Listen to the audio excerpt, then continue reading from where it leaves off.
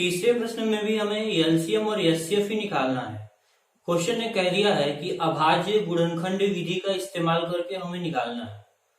इस बार हमें 3 नंबर दिए गए हैं, 12, 15 और 21। तो सबसे पहले हम तीनों संख्याओं का अभाज्य गुणनखंड कर लें। 12 का अगर अभाज्य गुणनखंड करेंगे तो इसे हमने 2 से कैंसिल किया 6 टाइम में, फिर 6 को 2 से काटा 3 बार में, फिर 3 को 3 से काट दिया 1 बार में। अब हमें करना है 15 का। 15 का जब हम करेंगे तो 15 3 से कटेगा 5 बार में, और 5 से कटेगा 1 बार में। 21 का भी निकाल लें तो 21 का अभाज्य गुणनखंड निकालेंगे तो हमने 3 से काट दिया 7 बार में, और इसे 7 से काट दिए 1 बार में। तो इस तरह से हमने तीनों संख्याओं का अभाज्य गुणनखंड निकाला। इसे हम यहां लिख लें तो 12 को हमने क्या किया है, तो 12 को 2 गुणे 2 गुणे 3 के रूप में लिख सकते हैं। 15 को हम 3 गुणे 5 के रूप में लिख सकते हैं।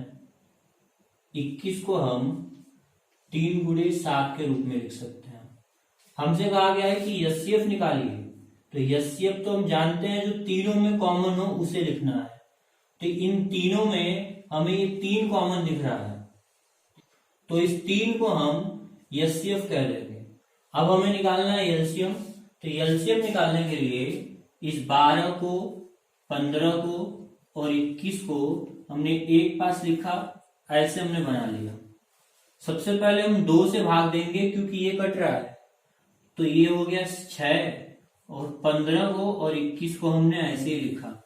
अभी भी ये 2 से कटेगा, 30 हमने काट लिया, बाकी इन दोनों को हमने ऐसे ही लिख लिया।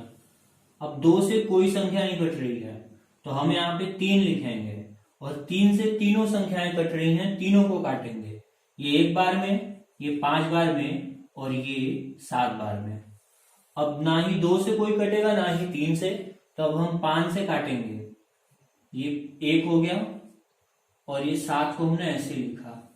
अब लास्ट में हम 7 से काट देंगे तो ये 7 भी है, 1 बन जाएगा। एलसीएम निकालना था हमें, तो एलसीएम निकालने के लिए इन सभी नंबरों का हम गुणा कर लें।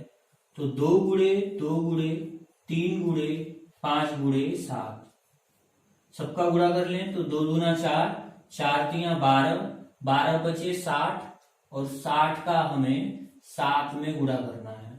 तो 7 6 को 42 हो गया, और 0 को भी हमने लिख लिया। तो 420 एलसीएम है, और एचसीएफ आया हमारा 3। तो इस तरह से एकदम बिल्कुल बच्चों का काम है, छोटे क्लास में भी इस तरह के सवाल हमने किया है।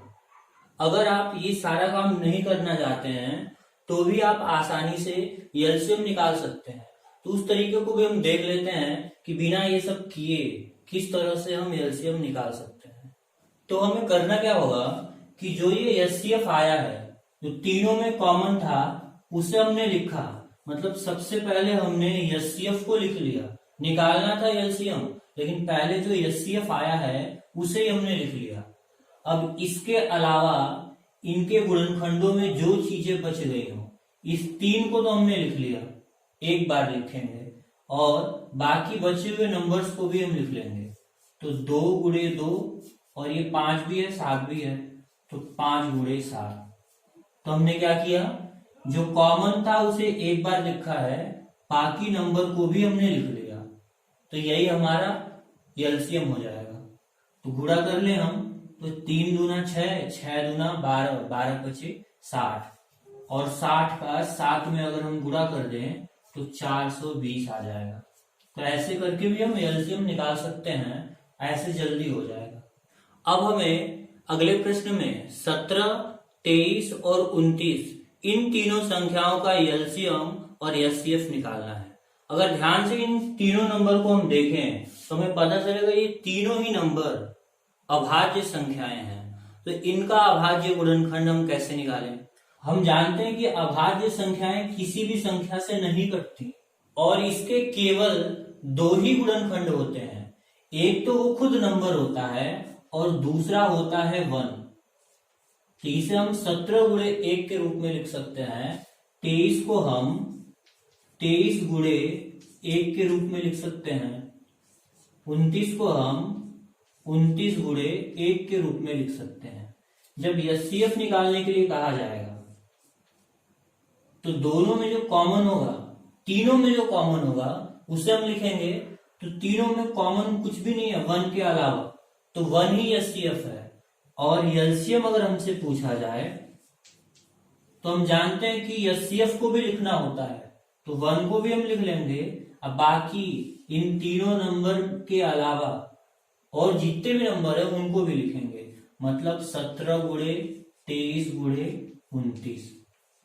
हमने क्या किया, एचसीएफ जो आया था, जो तीनों में कॉमन था, उसे एक बार लिखा हमने, बाकी सब नंबर को भी हमने लिख लिया।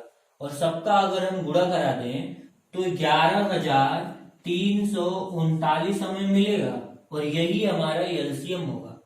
इस तीसरे प्रश्न में हमें 8, 9 और 25 का एलसीएम और एचसीएफ निकालना है। तो 8 का हम अभाज्य गुणनखंड करेंगे। तो 8 का अभाज्य गुणनखंड कर दें तो किन किन चीजों से कटेगी हम जानते हैं। एक बार 2 से कट के 4 हो जाएगा, और फिर 2 से कट के 2 हो जाएगा, और 2 से कट के 1 हो जाएगा। 9 का करेंगे तो 3 से कटेगा 3 बार में, फिर ये 3 कट जाएगा 1 बार में। 25 का कर दें तो 5 से कटेगा 5 बार में, और फिर ये 5 कट जाएगा 1 बार में। 8 को हम लिख सकते हैं 2 गुणे 2 गुणे 2। 9 को लिख सकते हैं 3 गुणे 3, और 25 को लिख सकते हैं 5 गुणे 5।